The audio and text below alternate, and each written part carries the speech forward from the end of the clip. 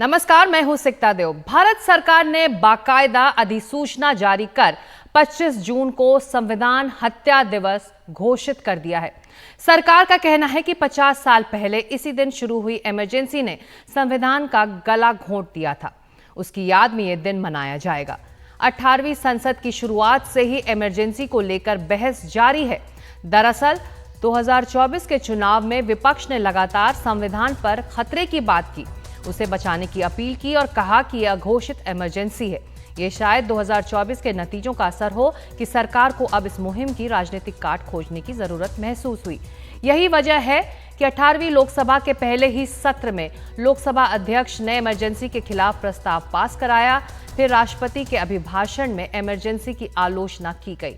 अभिभाषण पर चर्चा के दौरान भी इमरजेंसी के सवाल पर पक्ष और विपक्ष आमने सामने दिखे। विपक्ष सरकार पर अघोषित इमरजेंसी लगाने का आरोप लगाता रहा है। तो अब सरकार ने 25 जून को संविधान हत्या दिवस घोषित कर एक नई लड़ाई छेड़ दी है।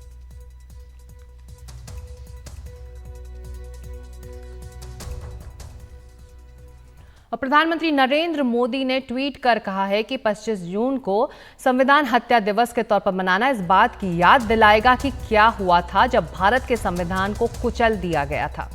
ये हर उस व्यक्ति को श्रद्धांजलि देने का भी दिन है जो आपातकाल के अत्याचार के कारण परेशान हुए थे। ये भारतीय इतिहास में कांग्रेस द्वारा लाया गया काला दौर था।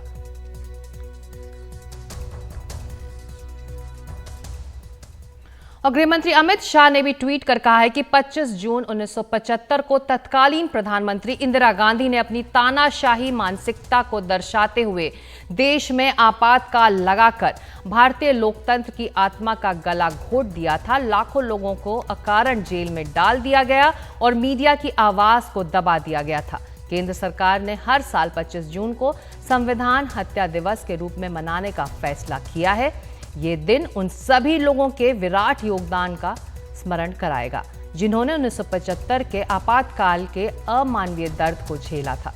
इस फैसले का मकसद उन लाखों लोगों के संघर्ष का सम्मान करना है जिन्होंने तानाशाही सरकार की असंख्य यातनाओं के बावजूद लोकतंत्र को पुनर्जीवित करने के लिए संघर्ष किया।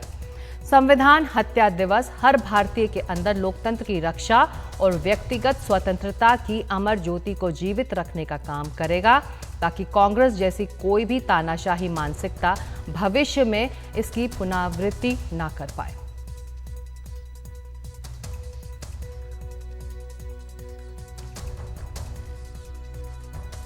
और हमारे साथ दो खास मेहमान इसी मुद्दे पर चर्चा करने के लिए राधिका खेड़ा हैं, प्रवक्ता बीजेपी की, और दुष्यंत नागर हैं, राजनीतिक विश्लेषक। आप दोनों का IDTV में स्वागत है। राधिका जी, अब ट्वीट से सामने है कि सरकार की मंशा क्या है। इस दिन को संविधान हाथ में लेकर जब विपक्ष शपथ ले रहा था इस नई लोकसभा के लिए, तो कहा जा रहा है कि उसकी काट के तौर पर इस दिवस का ऐलान हुआ है। नमस्कार। देखिए, किसी भी देश का भविष्य उसके जो उसकी हिस्ट्री रही है उस पर बहुत निर्भर करता है, और देश की जनता को ये भी पता होना चाहिए और अच्छे से कि किस काले दौर से ये देश गुजरा है। जो आज संविधान की कॉपी लहराते हुए फिरते हैं, उन्होंने कभी संविधान की रिस्पेक्ट करी नहीं। शुरुआत हुई कांग्रेस आई ने जिस तरीके से इमरजेंसी लगवाई। देखिए, ये बात तो सब जानते हैं कि ये वो कांग्रेस पार्टी नहीं है जो महात्मा गांधी जी की कांग्रेस पार्टी थी। ये कांग्रेस आई है जो कांग्रेस इंदिरा गांधी जी ने बनाई है। इन्होंने किस तरीके से आपातकाल लगाया, किस तरीके से मीडिया के फ्रीडम को, प्रेस फ्रीडम को दबाया गया, किस तरीके से ऑपोजिशन लीडर्स को घर बैठाया गया, किस तरीके से लगातार संविधान में संशोधन लेकर आए, किस तरीके से 50 से ज्यादा बार सरकारें गिराकर वहां पर प्रेसिडेंशियल रूल लगाया, और किस तरीके से संविधान की धज्जियां उड़ाते हुए ही हमने देखा था जब मुस्लिम महिलाओं का केस आया था, किस तरीके से शाहबानो केस को भी उसके जो जजमेंट आया था उसको पलटा गया था। तो हर बार संविधान की धज्जियां ही उड़ाते आए हैं। संविधान के हिसाब से ये चलना नहीं चाहते, उसके अंदर जो सेक्युलर तान बान की बात करी जाती है उसके हिसाब से नहीं चलना चाहते। देश को हमेशा हिंदू मुस्लिम सिख ईसाई में बांटना चाहते हैं। कहते बड़ी बड़ी बातें हैं, लेकिन चाहे जातियां हो, धर्म हो, हर नाम से बांटना चाहते हैं। और फिर आ जाते हैं कि देखिए, हमारे हाथ में संविधान है, हम इसके रक्षक हैं। लगातार जिस तरीके से इस कांग्रेस पार्टी ने धज्जियां उड़ाई है, उसका इतिहास भी लोगों को जानना चाहिए। जैसे मैंने कहा कि भविष्य इतिहास की नींव पे ही रखा जाता है। तो जब तक हमारा देश, हमारा युवा पीढ़ी अपने इतिहास को अच्छे से नहीं जानेंगे, उसकी काली असलियत जो कांग्रेस लेकर आई थी वो जानना बहुत जरूरी है। और उन लोगों के लिए भी, और ये उनके लिए भी श्रद्धांजलि होगी जिनको सफर करना पड़ा। आज जो मीडिया फ्री है उस समय में नहीं था।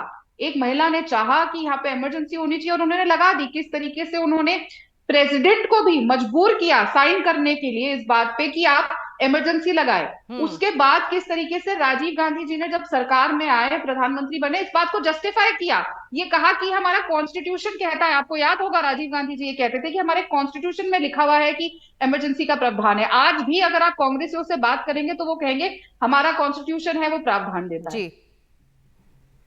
ये मैंने कहा, ये सच जानना बहुत जरूरी है लोगों को। तो अगर इतिहास के बारे में जान रहे हैं तो उसमें गलत क्या है? और ये बात हम कैसे भूल सकते हैं? ये अब हमेशा याद रखने की इसलिए भी बहुत सख्त जरूरत है ताकि आने वाले समय में दोबारा कभी ऐसी इमरजेंसी ना लगाई जाए और दोबारा कभी कोई भी सरकार ऐसा कदम ना उठाए। ये आगे के लिए भी बहुत जरूरी है ताकि लोग भी ऐसी सरकारें दोबारा ना चुन के लाएं जिनका नियत में ही खोट हो और जिनके डीएनए में यही हो कि वो तानाशाही करें। जी। ये इसीलिए भी बहुत जरूरी तो है। आप कह रहे हैं कि इमरजेंसी कोई ना भूले और जो यातनाएं उस इमरजेंसी के दौरान लोगों ने सही उसको भी नहीं भुलाया जा सकता। दुष्यंत नागर जी, संविधान हाथ में लेकर जब विपक्ष के सांसदों ने शपथ ली तो शायद तब वो ये भूल गए थे कि उनका भी एक इतिहास है, खासतौर से कांग्रेस का, किस तरह से इमरजेंसी के दौरान लोकतंत्र का गला उस वक्त भी घोंटा गया था। देखिए, जैसा कि भारतीय जनता पार्टी के प्रवक्ता ने कहा, संविधान में वो प्रावधान है, इमरजेंसी लगाई जा सकती है। इमरजेंसी कब लगाई जा सकती है? किसी बाहरी देश के आक्रमण के समय लगाई जा सकती है, देश में आर्थिक स्थिति बिगड़ जाए तो लगाई जा सकती है, देश में अनार्की हो जाए, अराजकता जैसी घटनाएं होने की संभावना हो तो लगाई जा सकती है। इस इमरजेंसी जिसकी बात कर रहे हैं भारतीय जनता पार्टी, उससे पहले भी जब चाइना ने हमला किया देश में इमरजेंसी लगाई गई।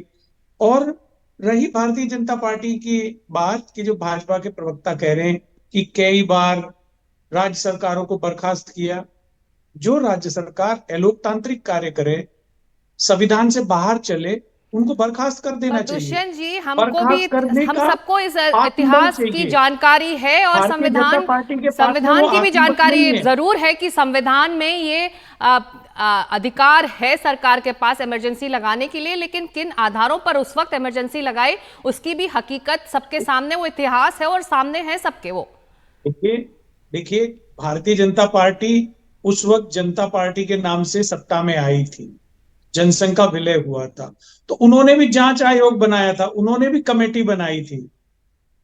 उसकी जांच का क्या हुआ आज तक पता नहीं। लेकिन मैं एक महत्वपूर्ण बात कहना चाहता हूं, इमरजेंसी तब लगाई गई जब उस वक्त के जो विपक्ष के नेता थे उन्होंने सशस्त्र बलों को आंदोलन में बुलाने का आह्वान किया, देश में अराजकता की, देश की सरकारी संपत्ति को पूरे राष्ट्रव्यापी तरीके से नुकसान पहुंचाने का प्रयास किया। तो ऐसी परिस्थिति में इमरजेंसी ना लगती तो और क्या होता। दूसरी बात मैं कहना चाहता हूं, भारतीय जनता पार्टी ने ये संविधान के लिए जो हत्या दिवस मनाने का निर्णय लिया है, क्यों लिया है? क्योंकि ये लोग जानते हैं कि इनको जो सामाजिक रूप से दबा कुचला पिछड़ा वर्ग है, जिसे बरसों से अधिकार नहीं थे, जिनको संविधान ने अधिकार दिया है, उन्होंने इनको वोट देना बंद कर दिया है। उत्तर प्रदेश में इनको भारी नुकसान हुआ है, मध्य प्रदेश में इनको भारी नुकसान हुआ है, उन सीटों पे जहां पे आर्थिक और सामाजिक रूप से कमजोर तबके के लोग रहते हैं। उनकी वोटों का आकर्षण वापस पाने के लिए ये इन्होंने प्रयास किया है। मैं भाजपा से सीधा यह था। कहना चाहता हूं, जिस अगर आपको जिस दबे अघोषित कुचले वर्ग इमरजेंसी की वोट बात आज चाहिए, विपक्ष कर तो रहा आप उन्हें है, अधिकार उस दो। विपक्ष का दुष्यंत जी एक इतिहास रहा है। मैं लौटूंगी आपके पास, कुछ प्रतिक्रियाएं, राजनीतिक प्रतिक्रियाएं आ रही है। राखी जी, आपका जवाब भी हम लेंगे, लेकिन आरजेडी नेता मनोज झा ने भी इस पर प्रतिक्रिया दिया, ये सुन लेते उन्होंने क्या कहा।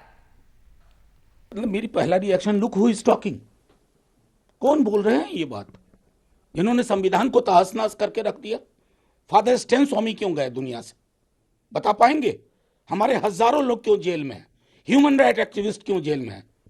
इंदिरा जी के सलाहकार इतने मजबूत नहीं थे जितने इनके हैं, नहीं तो इंदिरा जी को भी कहते कि 352 मत लगाओ, 352 जैसे हालात पैदा कर दो, जो आपने करके रख दिया। हाईकोर्ट की क्या टिप्पणी थी हेमंत सोरेन जी के बारे में? पूरे देश में विपक्ष के नेताओं के साथ क्या कर रहे हैं आप? तो खुद संविधान को तार तार कर रहे हैं। मैं हत्या नहीं बोलूंगा, क्योंकि इस तरह के शब्द आप ही को सुहाते हैं। गांधी जी 30 जनवरी को उनका असैसिनेशन हुआ, बोलिए गांधी हत्या दिवस, और किसने हत्या की, उसका वैचारिक रुझान क्या था, किन संगठनों से ताल्लुक था, स्वीकारिए ना। आज 50 साल पहले की एक घटना, 49 साल पहले का एक प्रकरण, सारी अपनी बेरोजगारी से, हर तरफ असफलता से, चीन ने जो हमारी सीमा पर अतिक्रमण कर रखा है, उन सब से ध्यान हटाने के लिए मनाया जा रहा है संविधान हत्या विरोधी दिवस। मैं सिर्फ एक चीज कहना चाहता हूं, जिस दिन आपातकाल लगी थी उसके बाद तो बहुत से चुनाव हो चुके, बहुत से जनादेश आ चुके, लेकिन ये भी सच्चाई है, जिस दिन से मोदी सरकार ने सत्ता संभाली है, हर रोज संविधान की हत्या हो रही है। जी, तो विपक्ष ये कह रहा है कि जो 50 साल पहले एक एपिसोड हुआ या फिर एक इमरजेंसी लगी, उस पर से पर्दे हटाकर अब उस पर चर्चा करने का वक्त नहीं, अब आगे बढ़ने का वक्त है। देश के सामने कई और चुनौतियां भी हैं। देखिए, मैं अभी सुन रही थी मनोज झा जी जो आरजेडी के सांसद हैं, वो जिस तरीके से बात कर रहे थे, पर वो ये भूल जाते हैं कि उन्हीं के सबसे बड़े नेता लालू प्रसाद यादव जी ने अपनी बेटिया का नाम ही मीसा रखा। किस पे मीसा क्यों रखा? ताकि इमरजेंसी को वो कभी भूल ना पाए, क्योंकि किस तरीके से उन्होंने इमरजेंसी को झेला। लेकिन आज सत्ता के लालच में जब लालू प्रसाद यादव जी, उन्हीं लोग जिनके खिलाफ जाके, मतलब आपने अपनी बेटी का नाम मीसा इसीलिए रखा कि आप जीवन भर भुलाना नहीं चाहते वो खौफनाक पल, और आप आज उनके साथ गठबंधन में और आज उनके सांसद ये बोल रहे हैं, तो ये बहुत ही हास्यास्पद स्थिति है। और इन सब चीजों से देश की जनता के सामने ये सच्चाई भी आ रही है कि किस तरीके से सत्ता के लोभ के लिए, सत्ता के लालच के लिए ये पार्टियां कैसे ड्रामा कर रही हैं कि हम संविधान के रक्षक है। जब हमने संविधान दिवस का ही बनाना शुरू किया, वो भी तभी पॉसिबल हुआ। देखिए, संविधान की धज्जियां उड़ाने का काम सिर्फ इमरजेंसी ही नहीं, धारा 370 लगाकर भी कांग्रेस पार्टी ने किया है। जब धारा 370 हटी और हमने हटाई, उसके बाद ही हम संविधान दिवस लेकर आए। पहली बार पूरे देश में संविधान लागू हुआ। इन्होंने तो देश में संविधान भी नहीं लागू होने दिया था। तो आज ये जो संविधान के रक्षक बने फिर रहे हैं, इनकी सच्चाई भी सबको पता होनी चाहिए। जैसे मैंने कहा, इतिहास जानना बहुत जरूरी है, और ये भी इतिहास है कि मीसा भारती उनका नाम क्यों है, किस तरीके से लालू प्रसाद यादव परेशान थे, किस तरीके से मुलायम सिंह जी परेशान थे। मुलायम सिंह जी ने तो इतना कह दिया था कि मैं चाहता हूं कि दोबारा नरेंद्र मोदी जी प्रधानमंत्री बने, क्योंकि वो समझ रहे थे कि अगर गलती से देश कांग्रेस के हाथों में अगर दोबारा चला गया तो वो किस तरीके की आपत्तियां लगेंगी। और हमने लगातार देखा है, राहुल गांधी जी किसी भी संवैधानिक संस्था को कुछ नहीं मानते। उनके लिए बस ये है कि मैं राहुल गांधी हूं, मैं गांधी परिवार से आता हूं, मैं नेहरू परिवार से आता हूं, इसलिए मेरी जो बात है वो बिल्कुल पत्थर की लकीर है, क्योंकि वो अपनी दादी के नक्शे कदम पे चल रहे हैं, और वो अपनी दादी की कांग्रेस को तो आगे लेकर जा रहे हैं। तो जिस कांग्रेस आई ने देश के संविधान की हत्या करी, जिस कांग्रेस आई ने देश में इमरजेंसी लागू करी, आज जब वो संविधान लेकर घूमते, बहुत ही हास्यास्पद होता है। लेकिन जैसा मैंने कहा, किस आधार पर इस वक्त, बिल्कुल किस आधार पर इस वक्त कांग्रेस अघोषित इमरजेंसी की बात कर रही है, जब उसके इतिहास के पन्नों में तो इमरजेंसी दर्ज है, वहां तो ऑफिशियली इमरजेंसी लागू किया था कांग्रेस सरकार ने। देखिए, ऑफिशियली लागू किया था, और भारतीय जनता पार्टी के प्रवक्ता ने स्वयं जवाब दे दिया कि उस वक्त की समाजवादी पार्टी, आरजेडी पार्टी व अन्य राजनीतिक दल जो कांग्रेस के द्वारा घोषित इमरजेंसी के खिलाफ में थे, आज वो साथ हैं। इसका मतलब यह है कि कांग्रेस ने वो इमरजेंसी देश में अनैतिक रूप से राज करने के लिए नहीं लगाई थी, तत्कालीन परिस्थितियों को सामान्य करने के लिए लगाई थी। इसीलिए सारे दल आज कांग्रेस के साथ खड़े हैं। लेकिन मैं भाजपा के युवा प्रवक्ता से पूछना चाहता हूं, 30 लाख केंद्र सरकार की नौकरियों की भर्ती क्यों भारतीय जनता पार्टी की सरकार ने रोक रखी है? नियुक्तियां क्यों नहीं दी जा रही? क्या ये इमरजेंसी नहीं है? 554 किसानों ने 6 माह में महाराष्ट्र में आत्महत्या कर ली। किसान को उसकी फसल का मूल्य नहीं मिल रहा, क्या ये इमरजेंसी नहीं है? नीट का पेपर लीक हो गया, कोई इंक्वायरी नहीं हो रही, सरकार कोई फैसला नहीं ले पा रही, लाखों एकता हमारे जी, विद्यार्थियों का भविष्य अंधकार में है। क्या ये इमरजेंसी नहीं है? सिर्फ आप कांग्रेस को दोष देने से अपनी जिम्मेवारियों से नहीं बच सकते। 10 वर्ष शासन में रहने के बाद भी भारतीय जनता पार्टी देश को दिशा नहीं दे पाई है। सबसे बड़ी चिंता की बात यह है, और इस ओर भाजपा को सोचना चाहिए। बिल्कुल। तो राधिका जी, जो चुनौतियों की इमरजेंसी की लिस्ट आपके सामने, उसका जवाब है इस वक्त आपके पास? सिक्का जी, अगर देश में इमरजेंसी होती तो दुष्यंत नागर साहब जिस तरीके से पॉलिटिकल एनालिस्ट बन के बोलते हैं, वो अभी जेल में होते और ऐसे टेलीविजन पे नहीं बोल रहे होते। तो इमरजेंसी तो है नहीं। और ये जो झूठ बोलने का काम कर रहे हैं, जिस तरीके से राहुल गांधी ने किया, इन्होंने पहले पार्लियामेंट में कहा कि एमएसपी नहीं दी जाती, जब उनको टोका गया माननीय हमारे कृषि मंत्री द्वारा, शिवराज सिंह चौहान जी द्वारा, तो वो चुप हुए। उन्होंने कहा नहीं नहीं, मैं तो कुछ और बात कर रहा था। उन्होंने लगातार संसद में जब अपना भाषण दिया बतौर एलओपी, पहली बार इतनी गलतियां करी, और जब जब उन्हें रोका गया, उन्होंने हमारे देश के सैनिकों को नहीं छोड़ा, उनके खिलाफ भी झूठ बोला, एक मुहिम चलाई कि उनके परिवारजनों को पैसा नहीं मिला, ये भी गलत किया। इसीलिए देश को सच जानने की जरूरत है। लगातार जो झूठ बोला जा रहा है, और अभी दुष्यंत नागर जी फिर झूठ बोल रहे हैं कि नीट की परीक्षा के ऊपर कोई कार्रवाई नहीं हो रही, गिरफ्तारियां हो रही है, कार्रवाई हो रही है।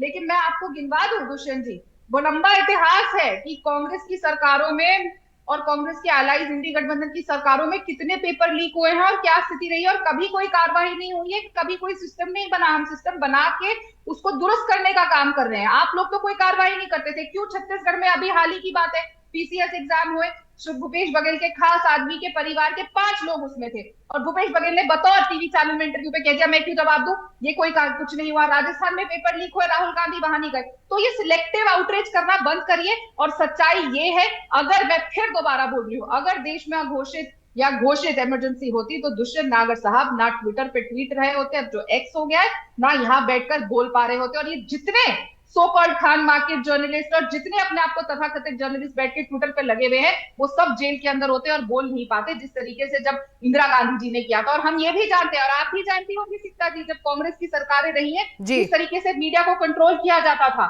तो किस तरीके से 2000 मनमोहन सिंह जी की सरकार में कौन वहां से पीएमओ से फोन करके क्या क्या स्टोरी लिखवाता था, क्या नहीं करता था, ये सब जानते हैं। तो इसीलिए ये बार बार देश की जनता को झूठ परोसना बंद करिए। आज जो ये झूठ भी परोस पा रहे हैं, इसीलिए क्योंकि इमरजेंसी नहीं है। इमरजेंसी होती तो राहुल गांधी इतना झूठ बोल के चीजें नहीं बोल पा रहे होते। तो ये देश की जनता देख रही है। लेकिन जैसा मैंने कहा, संविधान दिवस भी मनाना जरूरी है, क्योंकि पहली बार देश की जब से संविधान लागू हुआ है, 370 धारा नहीं और पूरे देश में समान लागू हो रहा है, तो इसको भी सेलिब्रेट करने की जरूरत है। और जब हम सेलिब्रेट करते हैं तो देश का इतिहास भी जानना, और वो काले दिवस को ताकि हम भूले नहीं और आने वाली सरकारें दोबारा ऐसा कुछ करने की हिम्मत ना रखें, इसीलिए भी मनाना बहुत जरूरी है।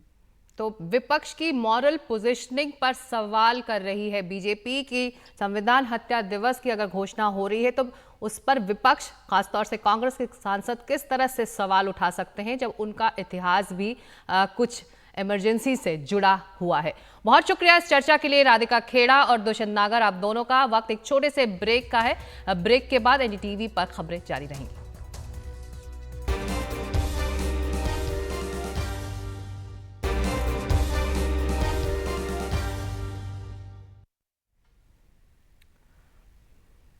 सुप्रीम कोर्ट ने ईडी मामले में अरविंद केजरीवाल को अंतरिम जमानत दी है और अंतरिम जमानत देते हुए सुप्रीम कोर्ट ने उनकी गिरफ्तारी को चुनौती देने वाली याचिका को बड़ी बेंच के पास भेज दिया है। लेकिन सीबीआई मामले में न्यायिक हिरासत में अभी अरविंद केजरीवाल हैं, इसलिए वो अभी जेल से रिहा नहीं हो पाएंगे।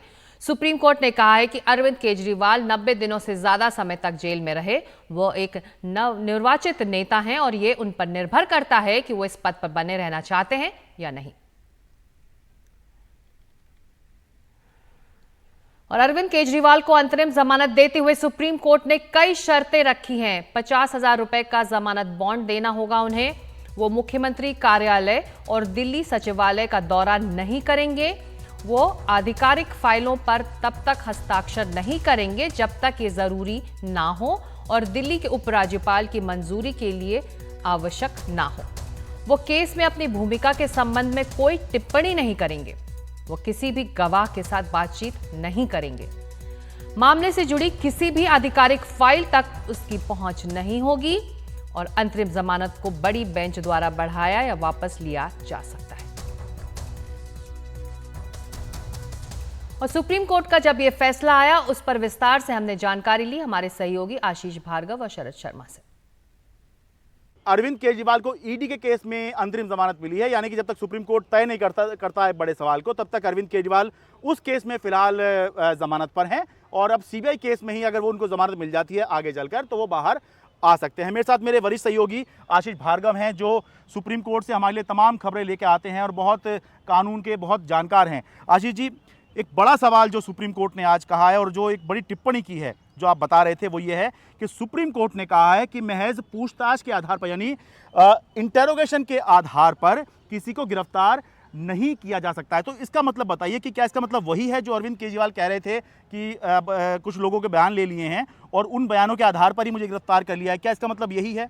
जी बिल्कुल। देखिए, यहाँ पर एक बड़ी चीज़ हुई थी कि जब सुनवाई चल रही थी तो ईडी का ये मानना था कि गिरफ्तारी का कारण और रीजन टू बिलीव, यानी अफसर को अगर लगे कि गिरफ्तारी का कारण मौजूद है तो अफसर गिरफ्तारी ईडी का कर सकता है पीएमएलए में सेक्टर 19 के तहत। तो यहाँ पर जो अरविंद केजरीवाल की तरफ से अभिषेक मनु सिंह भी बार बार कह रहे थे कि यही सबूत हैं, कोई नई चीज़ आप बताइए कि आपके पास ऐसी क्या चीज़ आई है जो अरविंद केजरीवाल को गिरफ्तार किया जा रहा है। 2022 से मामला चल रहा है। मनीष सिसोदिया कब से बंद थे, जेल में हैं पिछले साल फरवरी से, 16 महीने से, फरवरी 2023 से जेल में मनीष सिसोदिया। तो यही सब चीज़ें थी। तो उस मुद्दे पर सुप्रीम कोर्ट ने एक चीज़ तो साफ कर दी है कि सिर्फ पूछताछ के आधार पर, इंटेरोगेशन के आधार पर आप गिरफ्तारी नहीं कर, यानी पूछताछ वो चाहे अरविंद केजरीवाल से हो रही हो, मनीष सिसोदिया से, या किसी गवाह से हो रही हो, किसी गवाह से या आरोपी से हो रही हो, किसी ने कुछ कह दिया या नहीं कहा, तो उसके आधार पर आप गिरफ्तार नहीं कर सकते। ये सुप्रीम कोर्ट ने क्लियर कर दिया। आरोपी तो बना सकते हैं, गिरफ्तार नहीं कर सकते। ठीक है। तो लेकिन क्या मटेरियल होना चाहिए जिसके आधार पर आप गिरफ्तारी कर सकते हैं? हाँ,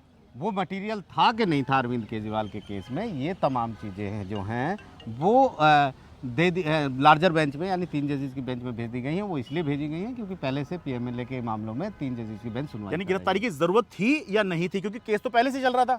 जरूरत और गिरफ्तारी की जरूरत थी या नहीं थी, ये गिरफ्तारी अवैध थी या नहीं थी, जैसे अरविंद केजरीवाल कह रहे थे, वो अभी सुनवाई के बाद जो 3 जजेस की बेंच फैसला करेगी, तब तक उनको अंतरिम जमानत दे दी गई है। दूसरी चीज़ ये हुई है कि उन्होंने कहा है कि ये जो मुद्दा है कि अरविंद केजरीवाल अपने पद पर रहेंगे या नहीं रहेंगे, ये जो है उन्हें कहा कि अदालत इस तरह के फैसले दे सकती है, हमें संदेह है कि आप पद से उतर जाइए। ये अरविंद केजरीवाल को तय करना है, इसलिए हम ये उस पर छोड़ देते हैं। यानी वो जो मुद्दा था कि वो गिरफ्तारी के बाद भी जेल से सरकार चला रहे हैं, उनको पद छोड़ देना चाहिए। हाईकोर्ट में भी आया था, हाईकोर्ट ने भी सुनने से इनकार कर दिया था कि हम कोई नहीं है, एक मोरल, एक नैतिक मामला है, कानूनी मामला नहीं है। तो उस पर इन्होंने फैसला दे दिया। कुल मिलाकर वो बाहर नहीं आ पाएंगे क्योंकि सीबीआई का केस है। लेकिन उनके लिए बड़ी राहत यह है कि उनके लिए खिड़की खुली है।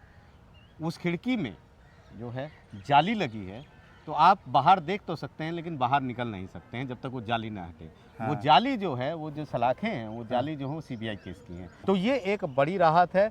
बड़ी कानूनी लड़ाई में एक हम ये कहेंगे कि अरविंद केजरीवाल की कुछ हद तक जीत हुई है, क्योंकि ईडी की उन सारी दलीलों को नहीं माना है। पीएमएलए के अगर इतने कठोर प्रावधान हैं और इतनी बड़ी चीज़ें हैं, बहुत सारे लोग सालों से जेल में हैं पीएमएलए में, लेकिन अरविंद केजरीवाल को अंतरिम जमानत दे दी है। कहीं ना कहीं हम ये कह सकते हैं प्रीमा फेसी सुप्रीम कोर्ट को लग रहा है कि इस केस में कानूनी जो पहलू हैं पीएमएलए के प्रावधानों को, उन पर आगे समीक्षा की ज़रूरत है।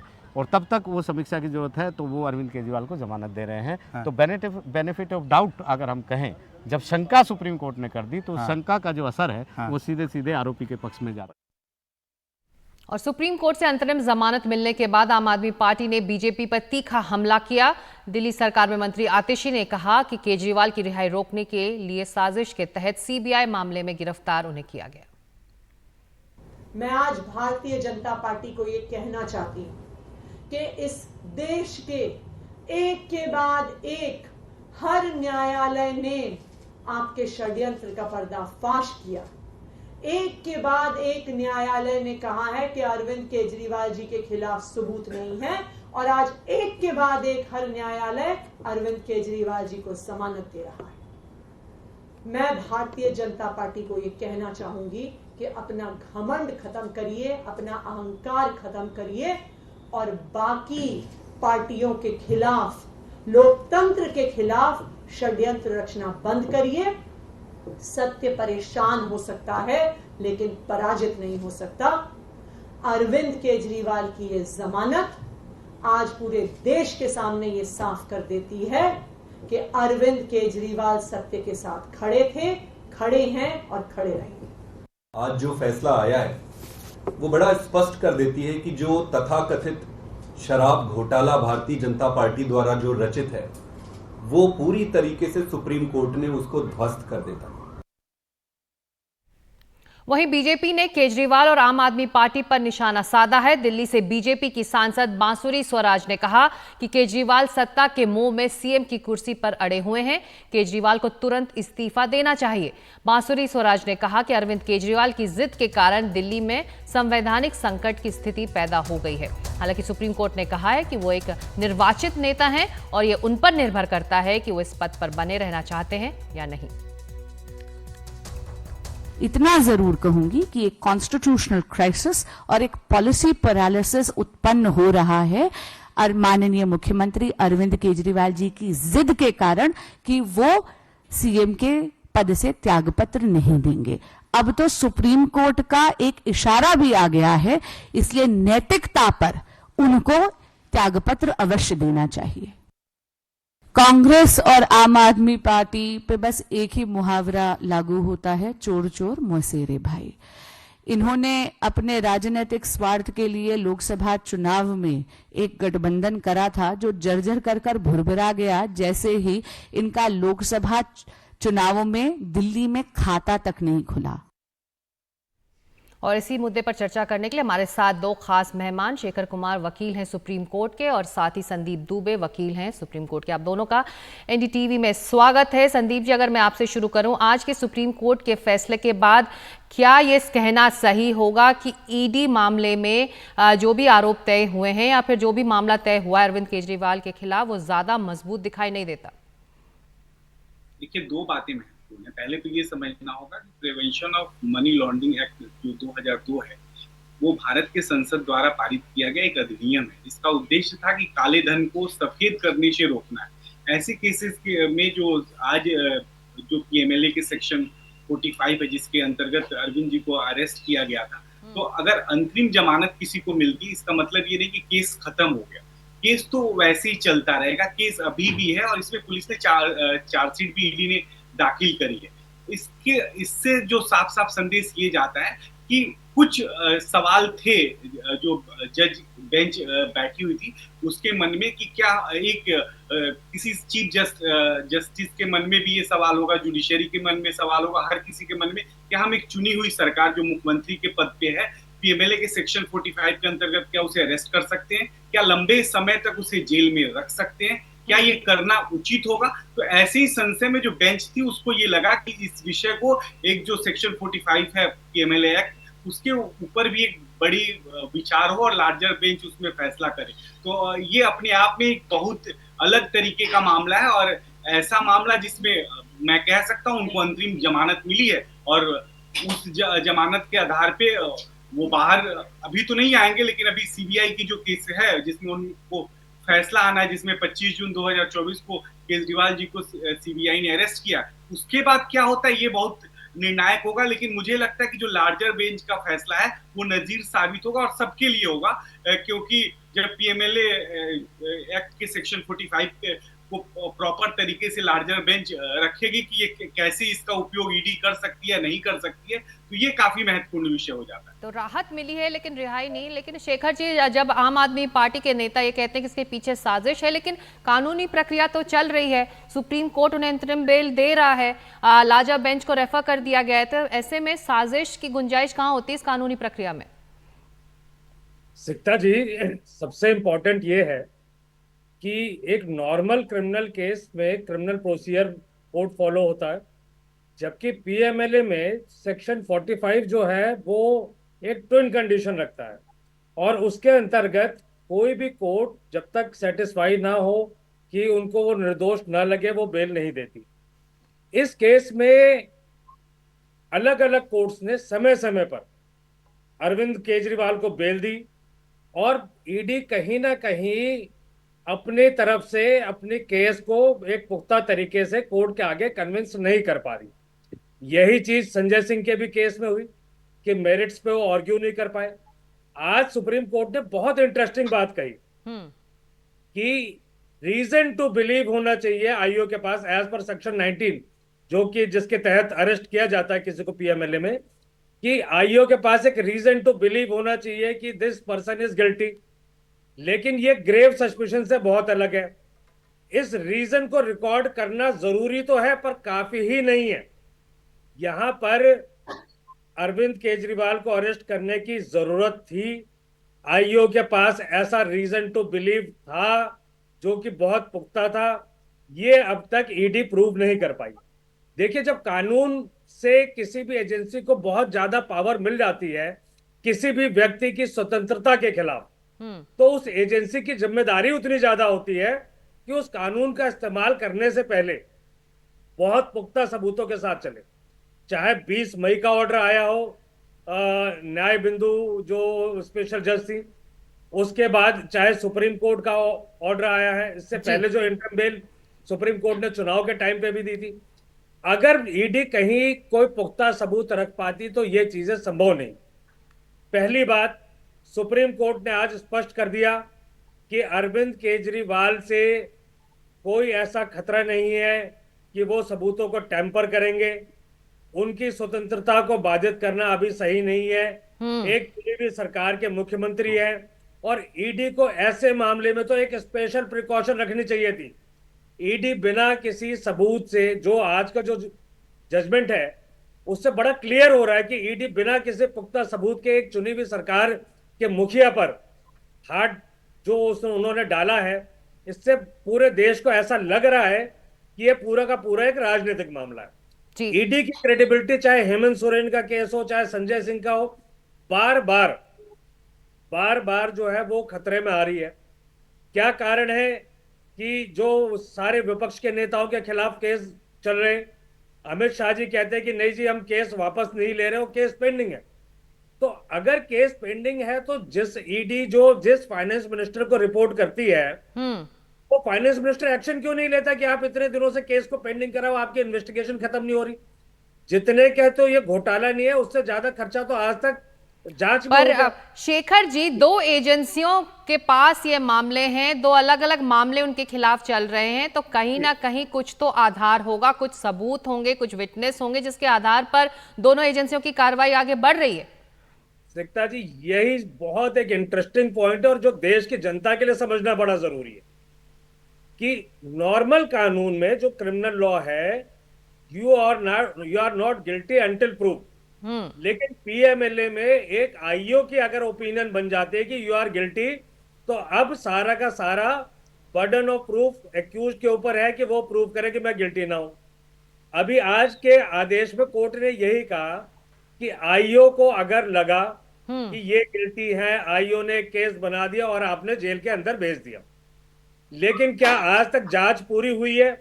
जब तक जांच पूरी नहीं हुई तो दोष भी कहीं से सिद्ध नहीं हो रहा है। बार बार कोर्ट के आगे जब आप जा रहे हैं तो आप किन बातों पर गिरफ्तारी को कह रहे हैं? कुछ बयानों पर। और ईडी की मैं आपको बहुत इंटरेस्टिंग बात बताता हूं, जिन बयानों के आधार पर अरविंद केजरीवाल की गिरफ्तारी भी है, उन लोगों के एक नहीं अनेकों अनेक बयान है। किसी के 11 बयान है, किसी के 15 बयान है। पहले के सारे बयानों में अरविंद केजरीवाल का नाम नहीं लेते और बाद के जब एक बयान में केजरीवाल का नाम लेते तो उसको गिरफ्तारी का आधार। तो आप जो कह रहे हैं कि जिन आधार पर ईडी अपनी कार्रवाई आगे बढ़ा रही है, अपनी तफ्तीश आगे बढ़ा रही है, वो ज्यादा पुख्ता या मजबूत नहीं है। लेकिन संदीप जी, ये भी हकीकत है कि आज जब सुप्रीम कोर्ट ने लार्जर बेंच को रेफर किया है prevention of money laundering act के दायरे क्या हो, तो एक तरह से भविष्य के लिए भी ईडी के लिए एक लक्ष्मण रेखा जरूर तय होगी उस लार्जर बेंच का जो भी फैसला आएगा उससे। एक बातें तो स्पष्ट है, मेरे मित्र इसको जमानत सब कह रहे थे। अभी अरविंद जी को अंतिम जमानत मिली है, जमानत नहीं मिली। दूसरा, इन्वेस्टिगेशन में चार्जशीट फाइल हो गई है।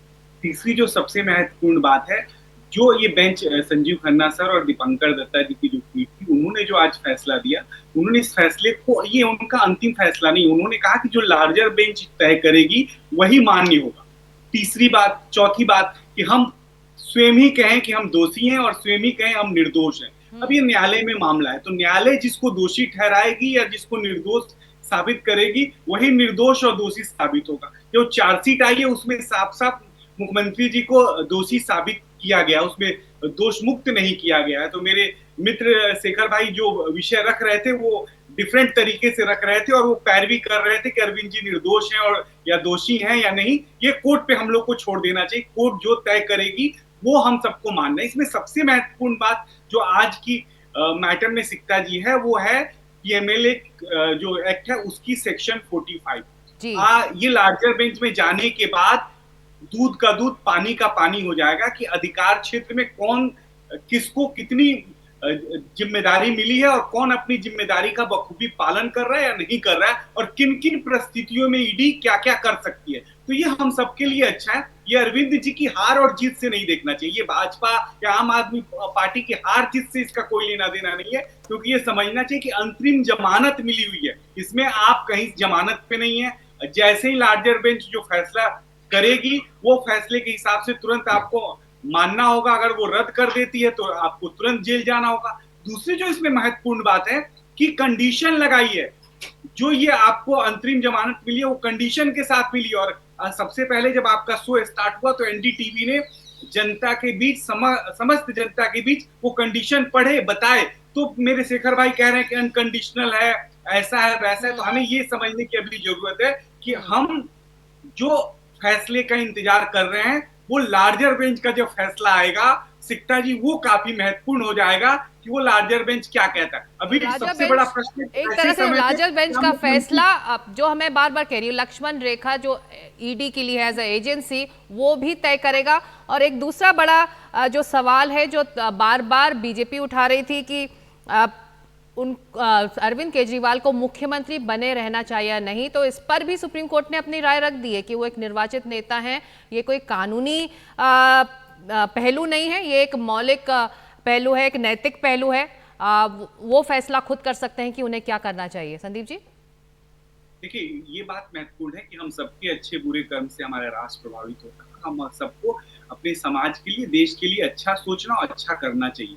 हम अगर बेहतर कानून का पालन करेंगे, बेहतर नागरिक बनेंगे तो आम जनता भी उसका अनुसरण करती है। और मैं इस बात को मानता हूं कि अरविंद जी ने अपनी राजनीतिक कैरियर में बहुत बड़े बड़े वसूल बनाए और उस वसूलों को खुद ही तोड़ा। तो अभी उनको चाहिए कि वो स्वयं निर्णय कर लें, क्योंकि सर्वोच्च न्यायालय या न्यायपालिका के पास ऐसी परिस्थिति में जिस परिस्थिति में वो अरेस्ट हैं कोई आदेश देने का कारण नहीं है कि वो आदेशित कर दे कि आप रहेंगे या नहीं रहेंगे। ये भी उन्होंने लार्जर बेंच पे छोड़ दिया। तो हमें फिर कहता हूं सिक्ता जी, आपने जो पहले प्रश्न उठाया, एनडीटीवी ने जो प्रश्न उठाए और जो स्वरूप रखा आज इस डिबेट का, वो साफ साफ आम जनमानस को और ज्यादा जागरूक कर रही है कि क्या अरविंद जी को मुख्यमंत्री बने रहना चाहिए या नहीं बने रहना चाहिए, वो उनके पार्टी के लोग तय करें। लेकिन मेरे हिसाब से अगर व्यक्तिगत पूछेंगी तो एक तरह से सर्वोच्च न्यायालय ने आज जो न्यायमूर्ति थे खन्ना सर और जो उनकी बेंच बैठी हुई थी उन लोगों ने साफ अदालत ने तो साफ कह दिया कि एक नैतिक मामला है, ये खुद अरविंद केजरीवाल को और उनकी पार्टी को तय करना है कि वो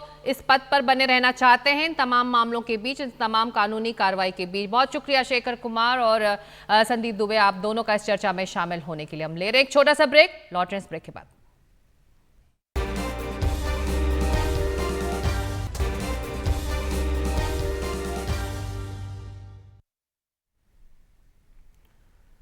नेपाल में नारायण घाट मुगलिंग सड़क पर सिमलताल इलाके में भूस्खलन की चपेट में आई 2 बसों के उफनाई नदी में बह जाने की खबर आई। हादसे में 7 भारतीय नागरिकों के मौत की खबर है।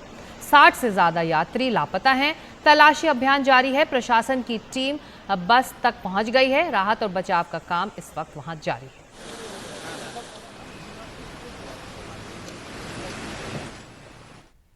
वहीं गोरखपुर में कई इलाकों में बाढ़ जैसे हालात पैदा हो गए हैं। राप्ती नदी में बढ़ते जलस्तर की वजह से बरहामपुर, सदर, सहजनवा इलाके में पानी पूरी तरह से भर गया है और ये इलाका डूब गया है पानी में। लोगों के घरों में भी पानी भर आया है। आम जनजीवन अस्त व्यस्त है। राहत और बचाव का काम उस वक्त वहां जारी है।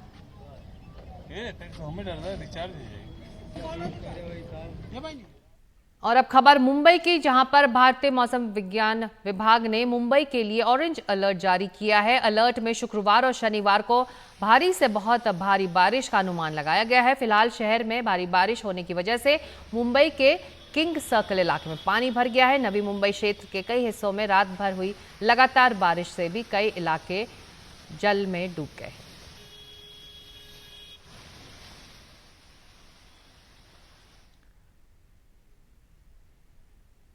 इधर दिल्ली में बवाना इलाके के जेजे कॉलोनी में मुनक नहर के टूटने से अचानक आया पानी अब तकरीबन निकल चुका है, लेकिन नुकसान बहुत ज्यादा हुआ है, जिससे जेजे कॉलोनी के लोग मुश्किल में हैं।